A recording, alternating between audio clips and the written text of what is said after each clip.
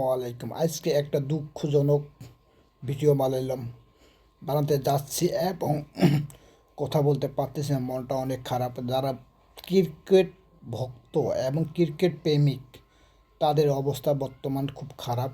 বাংলাদেশ কালকে একটা সুন্দর ম্যাচ খেলছে, 3 জন 50 করছে, কেউ 100 করতে পারে নাই। না সরি, 4 জন 50 করছে, কেউ 100 করতে পারে নাই। জাকির আলী মাহমুদুল্লাহ, বুড়া মাহমুদুল্লাহ কি ব্যাটিং করছে ঝড়ের গতিতে, কিন্তু তবুও বাংলাদেশ সেই ম্যাচটাতে কিছুই করতে পারলো না বোলারগুলো। তো ম্যাচটাতে বাংলাদেশের অপারেটিং ব্যাটসম্যানগুলো ডাব্বা মারছে। লেটন দাস এটা গোল ডাব্বা মারছে। হ্যাঁ, তারপরে তানজিদ হাসান তামিম গোল ডাব্বা মারছে। তারা দুজনে গোল্লায় ডাব্বা মারলো। মারার পরে তারা আউট হওয়ার পরে সৌম্য সরকার, মেহেদী হাসান, মিরাজ দুজনে সুন্দর ব্যাটিং করে ম্যাচটাকে অনেক দূর আগে নিল। 153 পার্টনারশিপ করছিল।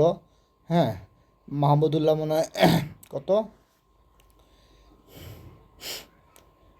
73 করছে, লিটন দাস মনে হয় 77 করছে। করে আউট হওয়ার পরে বুড়া মাহমুদুল্লাহ একাই ম্যাচের জন্য লড়াই করলো। এমন লড়াই করছে রে ভাই, তার লড়াই দেখে আমি তো অবাক। এই মাহমুদুল্লাহকে নিয়ে কত কথা হয়েছে, কত কী হয়েছে। সে মাহমুদুল্লাহ দলের জন্য 3টা ম্যাচে খুব ভালো খেলছে এবং ভালো পারফরমেন্স করেছে। তাকে সঙ্গ দিয়েছে জাকির আলীও খুব ভালো করছে। তো জাকির আলীর ব্যাটে খুব ভালো করতেছে বর্তমান। তো বাংলাদেশের টিমটা কালকে এতুলা 100 রান কেউ করতে পারে না, তবুও কিন্তু 321 রান টার্গেট দেওয়ার পরেও বাংলাদেশ অবশেষে হেরে গেল। ওয়েস্ট ইন্ডিজের সামনে বাংলাদেশ দাঁড়াতেই পারতেছে না। বাংলাদেশের ব্যাটিং যা করছে ভালো করছে। 3 সিরিজে ম্যাচ খুব সুন্দর খেলেছে, খেলার ফলে বাংলাদেশ দল অবশেষে ওয়েস্ট ইন্ডিজের সাথে হেরে গেল। হেরে যাওয়ার পরে বুড়া মাহমুদুল্লাহ আমি তো কইছি 321 রান টার্গেট দিচ্ছে, অবশ্যই বাংলাদেশ জিতবে। বাংলাদেশ এই ম্যাচ হারার সম্ভাবনা নেই। তো বাংলাদেশের বোলারগুলো বর্তমান খুব খারাপ করতেছে, এমন খারাপ করতেছে বোলারগুলো কোনো উইকেট ফেলাইতে পারতেছে না।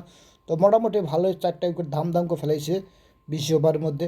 তবুও কিন্তু বাংলাদেশ হেরে গেছে। বাংলাদেশের কপাল পুরা, বুঝছেন ভাই। যার কপাল খারাপ হবে 300-400 রান করলেও হারবে, বুঝছেন। তো বাংলাদেশ মাহমুদুল্লাহকে স্বাগতম, মেহেদী মিরাজকে স্বাগতম। অনেক অনেক ধন্যবাদ। মেহেদী মিরাজকে অনেক সুন্দর আবার কাম ব্যাক করছে। সৌম্য সরকারকে অনেক অনেক ধন্যবাদ। তো জাকির আলী খুব ভালো খেলতেছে।